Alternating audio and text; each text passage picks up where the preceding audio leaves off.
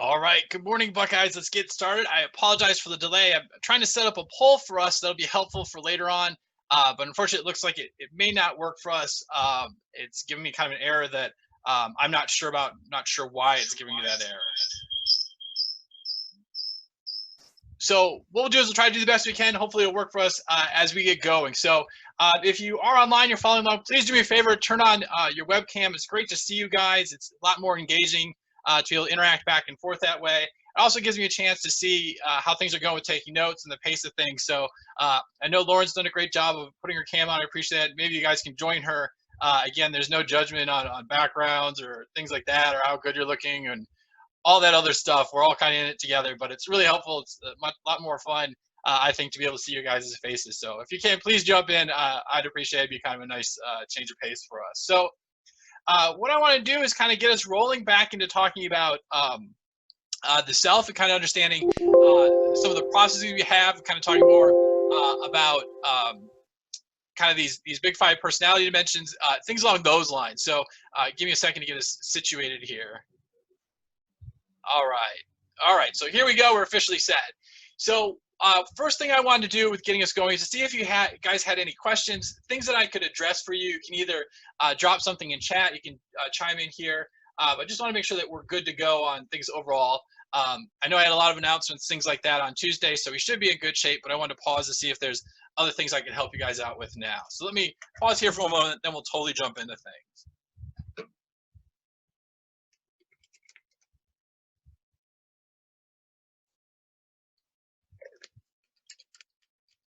All right. So one announcement I did want to make is that there is a unique SONA research opportunity that is available. So there's a limited time study available on SONA called Part 1, Risk Perception and Behavior Among College Students During the COVID-19 Pandemic. This is a two-part study. So I believe the first part is worth 2 credits. I'm not sure what the second part is worth, but this is something if you're interested in picking up some research credits, I think it'd be a good study to participate in. Again, you want to make sure that you do part 1 before to be eligible for part 2. I believe the deadline for doing part 1 is April 12th. So keep that in mind if you're interested in doing this. Try to do it sooner rather than later. Give yourself some time to participate in this. So again, I just want to highlight this one particular study because it's an opportunity to pick up some credit. Make sure you're getting your research studies all taken care of. Okay? So what I want to do is do just kind of a quick review, getting us thinking about things again, before we'll talk about kind of other perspectives in terms of understanding personality. So when we talk about a trait, someone define for me what a trait is. Okay, today's a lot of kind of questions back and forth, kind of checking with you guys. Hopefully that poll works for us as well. Otherwise, we'll kind of have to do things a little differently. So share with me, what is a trait?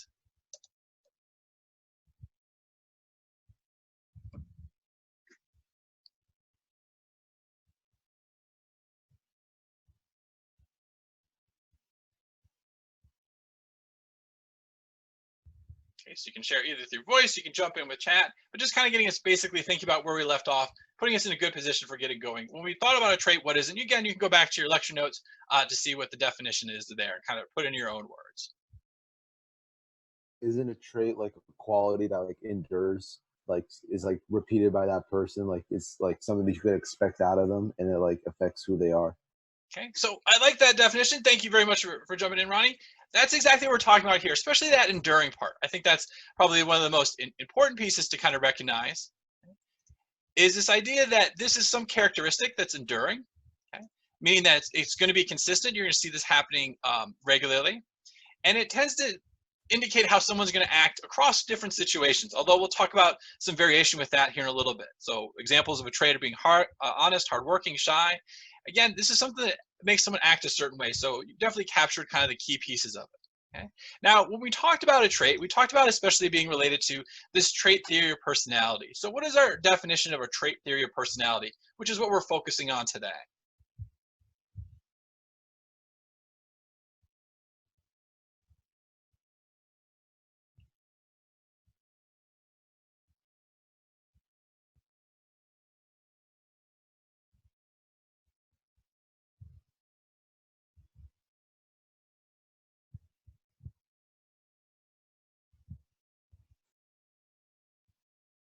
Okay, so we talk about trait theory of personality. We're kind of building up on this idea of traits and how they work together. When we think about this, kind of think about some of Eisnick's research, some of those that are kind of thinking about traits. We talk about the trait theory of personality. How have we defined it previously? Isn't it like the theory stating that we are made up of a collection of traits, behavioral disposition that can be identified and measured? Okay, so perfect. The key thing there that you highlighted is really this idea that when we talk about the trait theory of personality, okay, it's exactly as you're saying, it's this collection of traits. And it's this collection of traits that makes us unique. So it's not just like any single trait, but rather we look at these all together. And because of this collection of traits, we have this kind of behavioral predisposition that we can now identify and measure. And that was one of the key pieces with trait theory of personalities. We want to be able to make observations. We want to be able to make ratings so we can kind of evaluate people's personality. Again, I can give you guys personality inventory. You can be assessed on those big 5 dimensions we'll talk about here in a moment. And that can give me a sense of who you are, how you might behave in certain situations. Okay, so nicely done in terms of defining a trait, the trait theory of personality. Okay. Continue with kind of thinking about things, getting things in our own definition. What I wanted to first here is how would you define conscientiousness? Okay, so we're gonna go through kind of define each of these big 5 personality traits. Remember, researchers kind of looked at all the traits together and said, hey, they seem to align under these big 5 traits of conscientiousness, agreeableness, neuroticism, openness, and extroversion. So starting first, how will you define conscientiousness?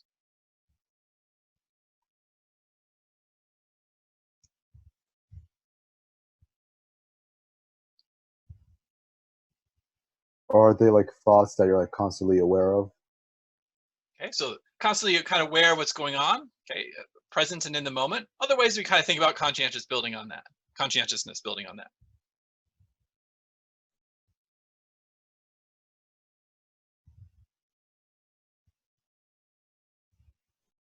Okay, so what's kind of the key features when we think about conscientiousness, how we defined it before, kind of being aware of what's going on, but what are the other dimensions?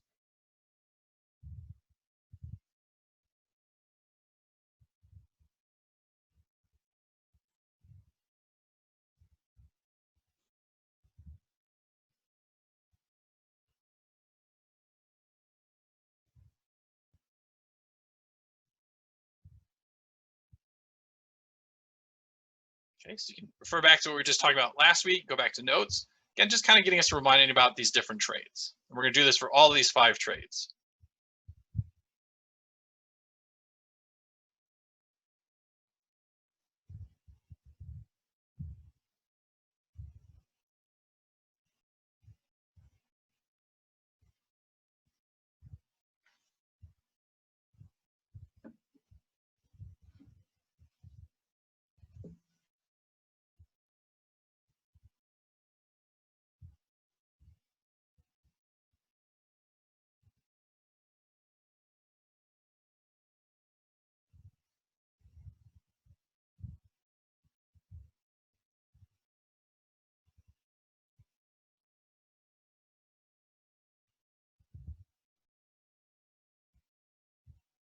Okay, so I'm happy to go back, clarify the question if we need to. You can let me know, what's unclear, but just want to get this basic definition of conscientiousness.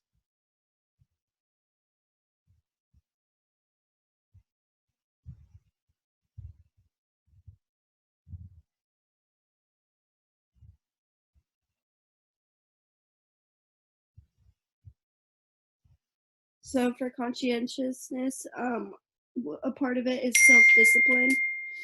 Okay.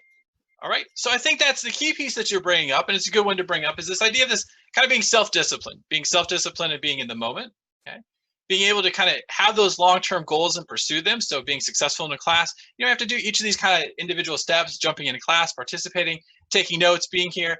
So you guys are demonstrating a high degree of conscientiousness by being present, being in class. So absolutely, it's a great definition, kind of builds on what Ronnie was starting with. Okay. How about in terms of agreeableness? How do we think about this as a personality factor? How do we define it? Would that have to go in with like being very helpful and a very trusting person? Okay, so I like the way that you describe that. That's perfect. This idea that you're helpful, you're wanting to make interactions go smoothly, you're trusting, so you're willing to kind of go with what someone else is suggesting, you believe them, and it really has highlighted this idea of kind of being friendly. Right? So we know these individuals that are highly agreeable, they're always willing to kind of agree with whatever you want to do, they want to make sure everything's going all right, they agree to different restaurant options you want, versus disagreeable people just kind of shut you down with things, not really concerned about kind of how you're feeling about things. Okay, so nice definition. Okay, how about neuroticism?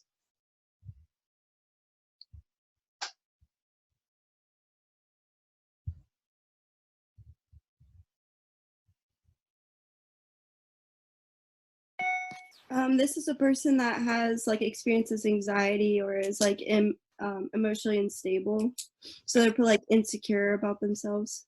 Great, another great definition. You've been on it. You know, we'll talk about. You'll see how neuroticism is a personality trait gets really tied into anxiety disorders, which we'll be getting into in a little while from here. Again, it's this idea that this person's kind of always anxious. They're always kind of concerned about what's going on. They're insecure in both their attachments with others, belief in what's going on in the situation, feeling confidence in the situation, and they have that emotional instability where they're not really consistent in terms of how they're feeling, how they're expressing themselves. And so it becomes someone that's kind of really kind of agitated and on edge most of the time. Okay? All right, so nicely done with the first three. How about in terms of openness?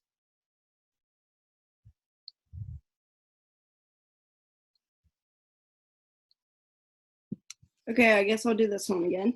All right, Josie, I appreciate it very much. I guess this would be a type of person that would be like an extrovert because they're kind of like flexible with things and like they like have a lot of are open to variety and stuff, if that makes sense. Yeah, so I think you got the right idea, especially towards the end of saying kind of open to variety. I think that's a great way of thinking about it. You might say that there's hints of extroversion in the sense that they might be open to kind of different social experiences, doing things differently, but I wouldn't say that openness incorporates extroversion, but it definitely does incorporate this flexibility, this kind of openness that can translate into social situations. So you kind of saw some of the personality traits of faculty come out when they were talking about kind of going online. And some people were very open to this. They were flexible about making the adjustments.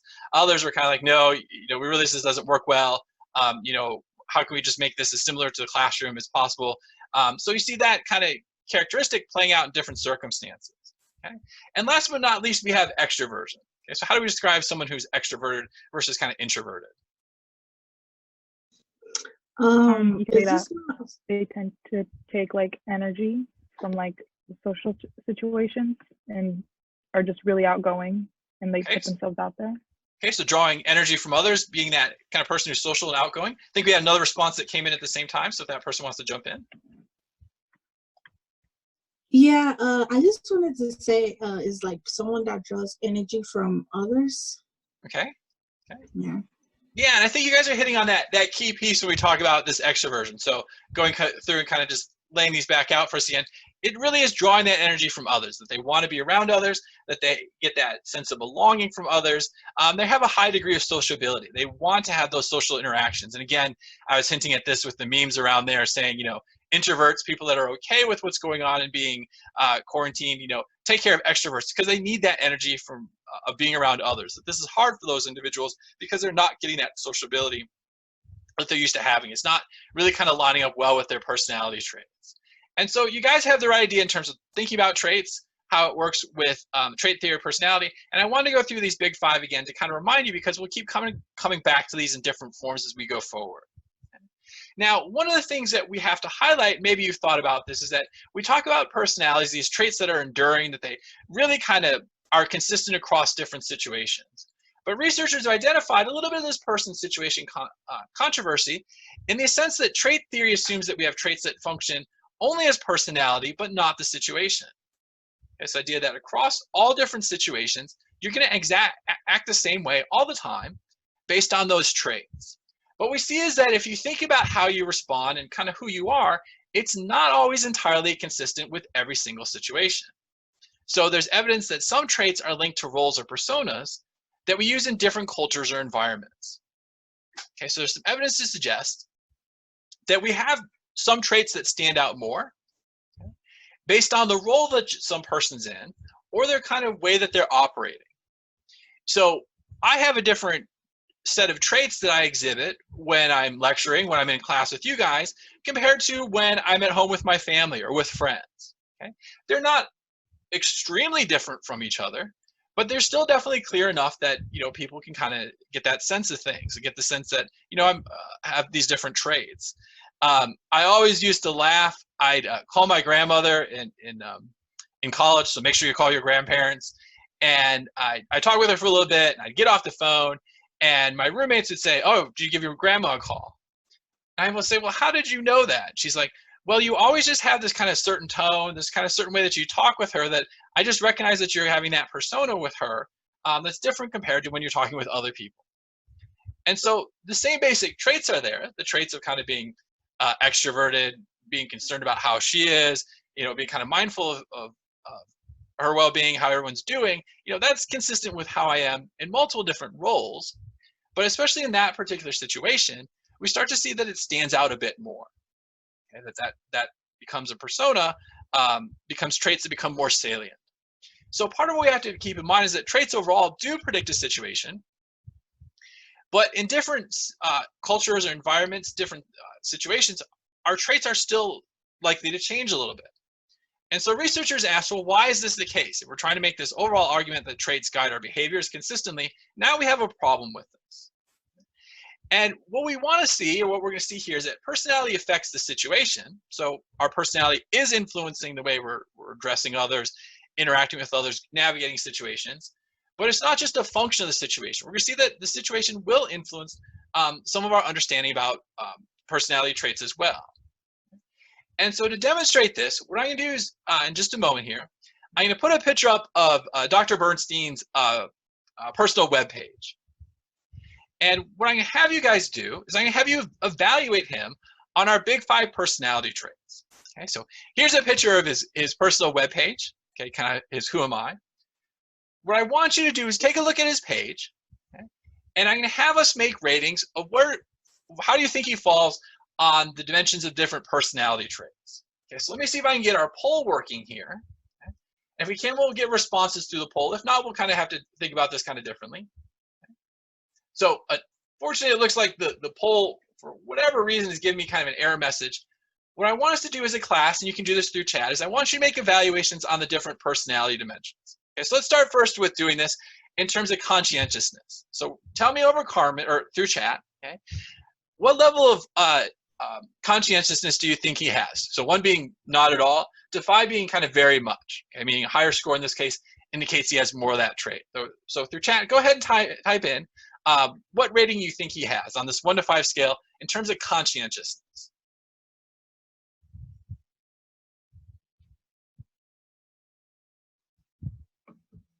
Okay, great, seeing some responses.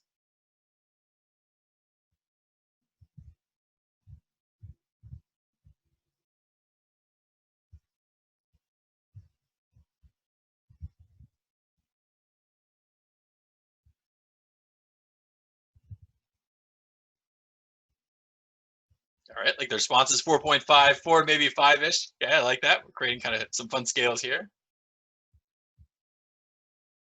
All right, so great responses. I appreciate it, guys. Let's keep evaluating him on other dimensions. And I'll kind of give you some feedback in terms of how you're rating him. Okay, so conscientious for the first one.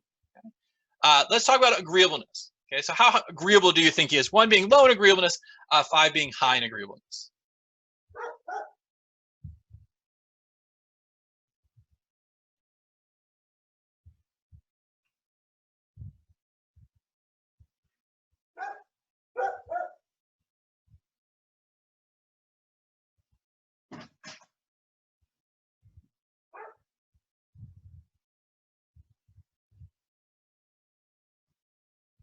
All right, the responses are great. I appreciate it. Okay. All right, let's continue on. Okay, keep responding. How about in terms of neuroticism? Okay, so 1 being low in neuroticism, 5 being high in it.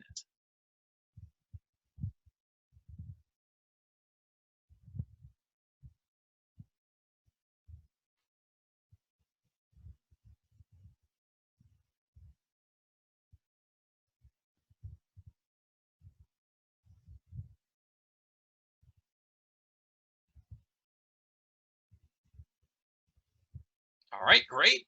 Great responses. I appreciate it. Okay, let's continue on. So we've done conscientious, agreeableness, neuroticism. How about openness? Okay, so 1 being low to openness, 5 being high in openness.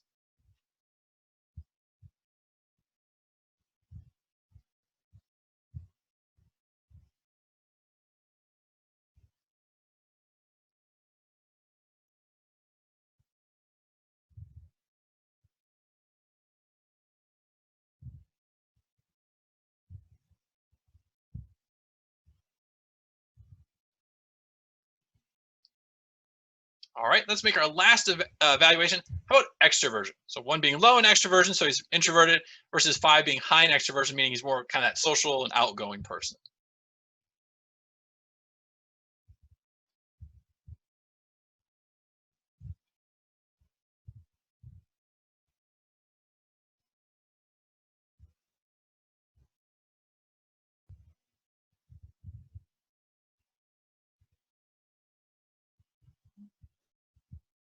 All right, so I love the responses. Love you guys chiming in. Again, apologize, the poll is just not working. I'll try to see if we can get working for us later on. One of the things I think is truly remarkable about this task, this exercise, is that you guys are very accurate to who he is. So even though you don't know him nearly as well as I do, he's a collaborator, friend of mine. I've known him for over a decade now. You know, you're able to just look at one piece of him, just look at one, personal page, and be able to very accurately infer his personality traits. In fact, you guys are really, really spot on. I might say he's a little higher in extroversion and agreeableness than you guys necessarily indicated, maybe a little bit higher in neuroticism as well, but you are pretty close. If I asked him to make these ratings, I think he'd be pretty consistent with how you guys are responding on average. So, it starts to beg this question, well, how can you kind of know this from just this sliver of information? I didn't say anything about him. You didn't even know he was associated with me. What we can think about this is that we see, and researchers suggest, is that personality affects the situation, not just a function of the situation. Meaning that as an outcome of the situation, you start to infer someone's personality. Okay? So your Facebook posts, your websites, your music list, your choice of ringtones, these all are reflections of your personality. And the biggest idea here is that these choices may also then shape how others treat you, which then affect your personality. So the idea here is that the things that you're demonstrating to others in a particular situation, in a particular context, reflect your own personality. And because it reflects your personality, and people then interact with you in a way that supports that personality. Okay, so this idea is it becomes kind of a little bit of this kind of circular loop that the situation is oftentimes reflects your personality, that then influences how people think about you. So let's make this a little bit more concrete with some particular studies. Okay? So Sam Gosling did a really interesting kind of fun study where he had his research assistants, so those doing research with him, go into different dorm rooms. Okay, so he went into participants' dorm rooms, and the research assistants made ratings on these big 5 personality scales, okay, about the person just based on seeing their room. Okay, so you imagine being the research assistant in this case. You walk into a dorm room, you say, hey, make ratings of these big 5 personality traits just based on seeing this dorm room. So kind of similar to what you guys did with Dr. Bernstein's webpage. And then what they did is they took those ratings that the researchers put down, and they saw how closely they matched the ratings of the person who actually lived in that room. Okay, so if you're visiting, my dorm room, I would have written down my personality traits, done a personality inventory. They would then match that inventory with the ratings that the research assistants made. And what they found is that just by going into someone's room, they can infer a lot about that personality. So here, looking at Sam Gosling's office, the setup and contents of a room may also shape his personality because people are interacting with him in a way that's reflected in the scenario around him. So if they're noticing things that reflect his personality, they're treating him that way. So this starts to extrapolate to situations like going on a job interview. You go to a job interview and you're sitting across from someone else and you're looking around and you notice that their desk is particularly clean. Everything is nice and neatly organized. What's going to happen here is that you're going to pick up on those traits from the environment, and you're going to bring out those traits potentially in the person that you're interacting with. Okay, so maybe you point out to them, oh, you seem very organized. Maybe you recognize aspects of the conversation where they're very, very systematic in the interview that they're doing with you. In the job hiring context, you can look around to the environment and say, well, hey, this person seems like they're well organized based on looking around the room. Why don't you talk about how I can be well organized as well? You don't want to go in there and be like, oh, I'm just kind of haphazard, I just kind of get things done when I can. That's not going to sit well with someone who's well organized. So the idea here is kind of twofold.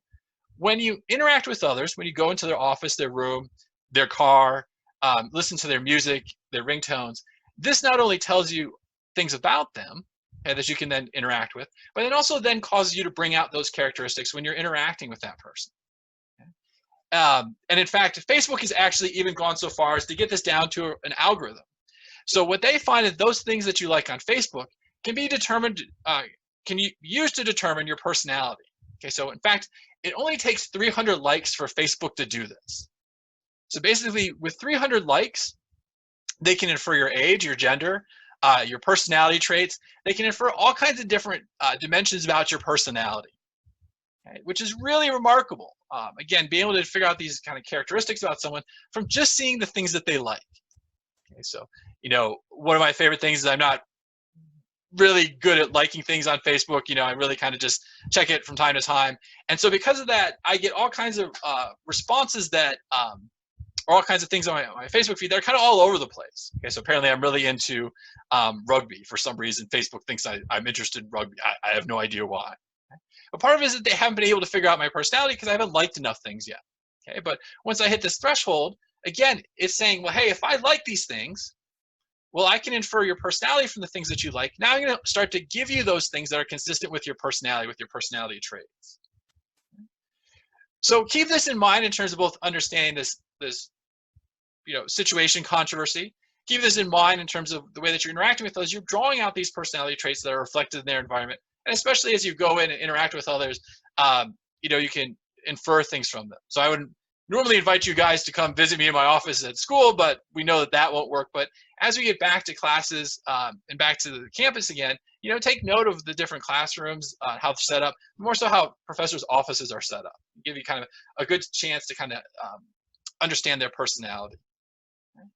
So this allows us to kind of think about this person trait situation controversy. Let me pause at this point to see if you have questions. If you don't, let me know on chat that you're good to go. Before we'll turn and talk about kind of more additional ways that we think about the self, also kind of newer, more modern perspectives that enhance this trait perspective.